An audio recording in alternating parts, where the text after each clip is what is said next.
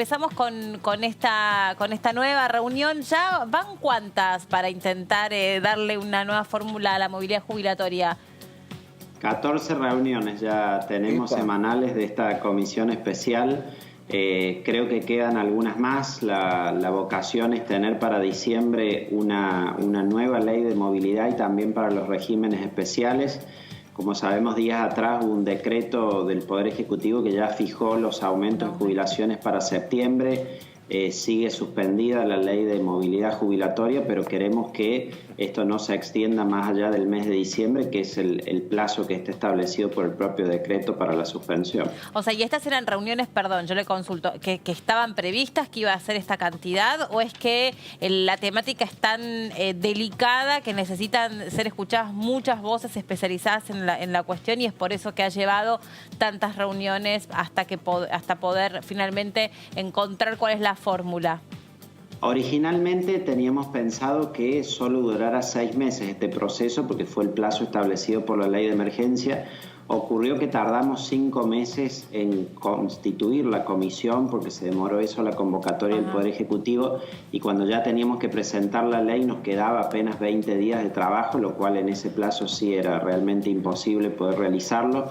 Ha habido mucha presencia de expositores, de economistas, juristas, representantes de las propias entidades de la justicia, fiscales que trabajan con el tema de seguridad social, entonces ha sido importante escucharlos y eso desde luego sí ha llevado tiempo la discusión. Hoy tenemos la segunda visita de la Oficina de Presupuesto del Congreso. Tuvimos una primera presencia de la oficina vinculada a los regímenes de los jueces y diplomáticos. Yo propuse que los convocáramos de nuevo porque días atrás semanas atrás hizo la Oficina de Presupuesto del Congreso un informe muy extenso y muy importante caracterizando el universo de nuestro sistema previsional. Marca, por ejemplo, que nosotros hoy tenemos la famosa tasa de relación entre activos y pasivos. Hoy tenemos una tasa que es del 1,43 entre los activos aportantes y los beneficios del sistema. Esto es históricamente bajo.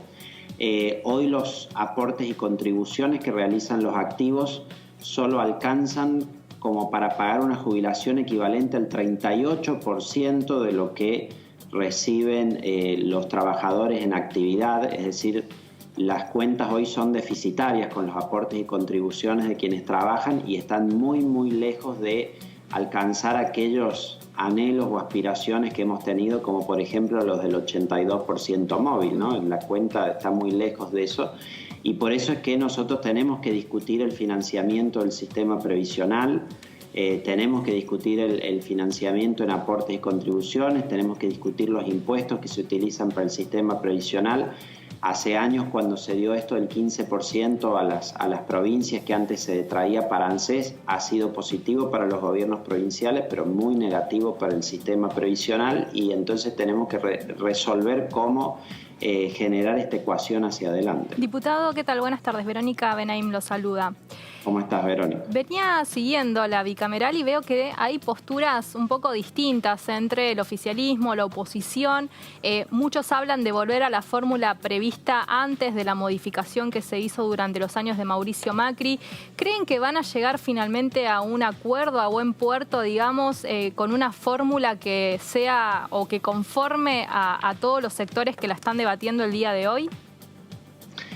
El desacuerdo se produce a partir de que hay distintas variables sobre las que construir la fórmula. Internacionalmente lo que más se usa es la inflación porque es la idea de que no pierda poder de compra o poder real el haber jubilatorio. El oficialismo se inclina más a ir a una fórmula, como decías, había durante la administración de Cristina Fernández de Kirchner, que es vinculada a los salarios y a la recaudación. El problema de la recaudación es que hace la fórmula muy procíclica. Cuando el Estado está recaudando, podés pagar mejor y cuando estamos en recesión y el Estado recauda poco, como pasa ahora, terminás perjudicando a los jubilados en el momento en que más recursos necesitan. Esto tiene una solución. Yo le sugería al oficialismo que no es utilizar en sí la recaudación, sino generar un fondo anticíclico con el Fondo de Garantía de Sustentabilidad. Es decir, en los años que el Estado está pasando dificultades por la recesión económica, uno puede tomar de esos fondos para pagar las jubilaciones sin ajustarlas y en los años que hay de bonanza económica y crecimiento de la recaudación, uno restituye esos fondos al fondo de garantía. Fíjate, de hecho, que ahora ha enviado el presidente días atrás un proyecto para modificar el FGS, que se llama el Proyecto de la Defensa de los Activos del FGS, que de hecho establece este mecanismo, usa los fondos del Fondo de Garantía de Sustentabilidad para hacer el pago de jubilaciones durante el año 2020 por el déficit adicional que hemos tenido por COVID. Es decir, que si conversamos el mecanismo y vemos lo que es económicamente conveniente, yo creo que es posible ponernos de acuerdo. Lo que ocurre es que atar a los salarios, que sería en otras partes normal, porque cuando hay crecimientos de la productividad, crecen con eso también, esas ganancias la toman los haberes. En Argentina, nosotros hemos tenido caídas del salario real tan importantes en el tiempo que creo que el resguardo por la inflación es un mejor resguardo del poder de compra de los haberes que atarlo a los salarios mismos. Le da menos volatilidad al haber jubilatorio, y esto ha sido mostrado inclusive por los economistas dentro de la comisión. Diputado, una consulta. Han tenido 14 reuniones. En alguno de esos encuentros, algún hombre o mujer del oficialismo planteó, no sé si de manera explícita o implícita, que hay que negociar con el fondo y que el fondo siempre dice, cuando mira las cuentas argentinas, cuidado con el gasto previsional, ahí hay que hacer recortes. Esté Macri gobernando, esté Cristina Kirchner o esté Alberto Fernández, el fondo siempre pide lo mismo y uno sabe que el sistema previsional argentino está con problemas concretos. ¿Alguna vez el oficialismo en algún encuentro planteó este condicionamiento? Cuidado con la fórmula porque hay un pedido expreso de que no nos excedamos, ¿o no, diputado? Bueno, por un lado, cuando se envió el proyecto de ley de prórroga de la suspensión de la movilidad jubilatoria, había una indicación sobre la necesidad de controlar el gasto, de controlar las jubilaciones, que es lo más importante dentro de todo el gasto público que el Estado tiene. No fue tan explícito por parte de los diputados, pero sí en algunas de las reuniones de asesores, y también me lo dijeron los propios asesores míos, se ventiló desde el oficialismo esto de que había que cumplir con compromisos, y en realidad está a la vista en los números. Es decir, ahora el cálculo con los decretos de septiembre es que el Estado se está ahorrando 72.000 millones de pesos de gasto previsional en el año 2020, aún teniendo en cuenta los bonos que se han pagado. Entonces está claro de que esto se ha hecho para ahorrar, está claro que este ajuste se ha hecho porque se necesita bajar el gasto previsional. A mi juicio ha sido incoherente hacerlo ahora en la pandemia, porque en la pandemia, donde tenemos tantos otros gastos importantes en distintas áreas, pero que son los adultos mayores el mayor grupo de riesgo en la pandemia, justo ajustar sobre ellos ahora me parece que es inconsistente. Pero está claro que el ahorro ha sido el impulso de esta medida de suspensión y de los decretos que se han otorgado.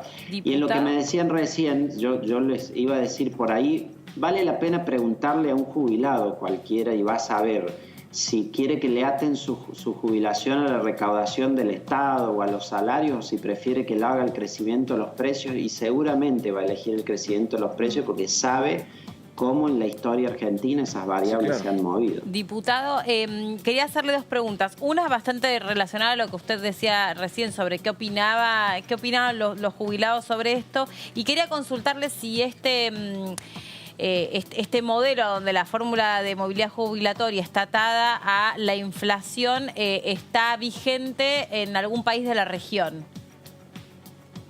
La mayoría de los países del mundo tienen el sistema por inflación, sí. Y son en segunda medida los que tienen salarios. Y después hay otro grupo de países que tienen sistemas mixtos, sí.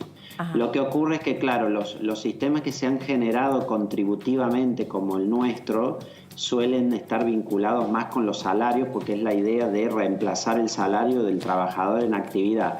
Pero debemos considerar también que los sistemas jubilatorios de América Latina cada vez más se mueven a ser no contributivos, precisamente por la característica de que tenemos una gran parte de nuestra población en la informalidad, que no está en el trabajo formal o que no ha tenido aportes, y entonces terminan recibiendo algún tipo de prestación universal que en realidad no se corresponde con el trabajo activo y lo salarial. Entonces más sentido cobra en ese contexto que la prestación es ajuste por inflación, ¿no? Por precio, por consumo o costo de vida. Diputado, tengo dos consultas en realidad para hacerla. Hablaba del Fondo de Sustentabilidad de Garantías. Es un proyecto de ley que ingresó la semana pasada. Puede ser que se trate esta semana.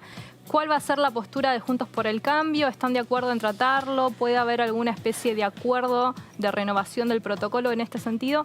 Y la otra, si podría, en un minuto, hay una situación en la provincia de San Luis con una persona que quiere ingresar a despedir a su familiar o a ver a su familiar. Vi que estaba pidiendo también que, bueno, el gobernador posibilite esta situación. Me toca como foína porque la persona es de Tierra del Fuego. Claro, en el primer tema, si ha ingresado el proyecto, estamos dispuestos a tratarlo y estamos discutiéndolo. Ocurre que es un proyecto complejo. Por un lado, tengamos en cuenta que el FGS es de los pocos lugares hoy en el Estado que tiene fondos líquidos, entonces el gobierno quiere utilizarlo para hacer la inversión en obra pública y con eso crear un fondo fiduciario. Antes el FGS estaba afectado al pago de la reparación histórica y el gobierno quiere quitar eso y llevarlo a la reparación histórica al presupuesto. Tenemos que garantizarnos en esto que no haya ningún tipo de recorte de beneficio, que solo sea un cambio en la fuente de pago. Luego, como decía, se quiere usar el FGS para hacer el pago de las jubilaciones que tuvo que hacerse cargo el Tesoro este año porque cayó la recaudación de aportes y contribuciones a la seguridad social, y ahí lo que está pidiendo el gobierno es una compensación, diciendo todos esos títulos públicos que el FGS tiene, que se los devuelva al Tesoro como compensación por el esfuerzo que el Tesoro ha hecho en el pago de jubilaciones. Esto está sin monto, hay que precisarlo y discutirlo. Hay otro punto que es la refinanciación de los créditos que tiene ANSES para con las provincias, y esto seguramente es de interés de los gobernadores, por supuesto, así que es un proyecto complejo para discutir todos estos puntos. Hoy nos hemos reunido los integrantes de la Comisión de Previsión y Seguridad Social y de Presupuesto y Hacienda de nuestro interbloque para comenzar a hacer este análisis de cara a lo que pueda ser una sesión donde yo creo que eventualmente se puede renovar el protocolo a efecto de tratar temas concretos que se acuerden. En lo segundo que me preguntabas, efectivamente las hermanas Garay, Victoria, hablé con ella ayer a la tarde, les han rechazado 10 veces el ingreso a la provincia, el gobierno de la provincia de San Luis. La última vez que ellas hablaron, les ofrecieron hacer una cuarentena de 14 días en un hotel pagando 73.000 pesos. Victoria me dijo, yo no cuento con los recursos para poder pagar eso, y además entre 3 días de viaje que tengo y 14 de cuarentena, tengamos en cuenta que el padre está muy enfermo, es un paciente oncológico que está grave.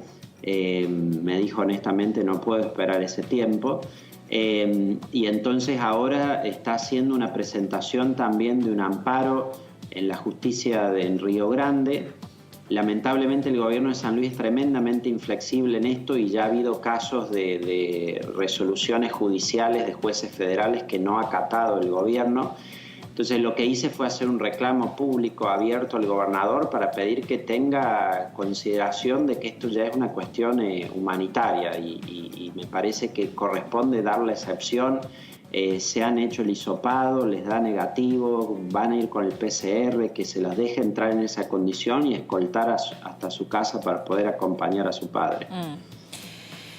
Bueno, es una situación dolorosa, delicada y, como dice bien usted, humanitaria al mismo tiempo. No le queremos quitar más tiempo, diputado, porque a las 16 ya tienen que empezar a trabajar en esta bicameral para poder darle, bueno, forma a esta fórmula que pretende atar el ajuste jubilatorio a la inflación. Así que entendemos que requieren ahí cierto tiempo para ir conectándose. Nosotros la vamos a estar transmitiendo en vivo. Muchas gracias, muy amable. Gracias a usted. Y esperamos tenerles novedades pronto con esa fórmula. Cómo no, gracias, hasta luego. 14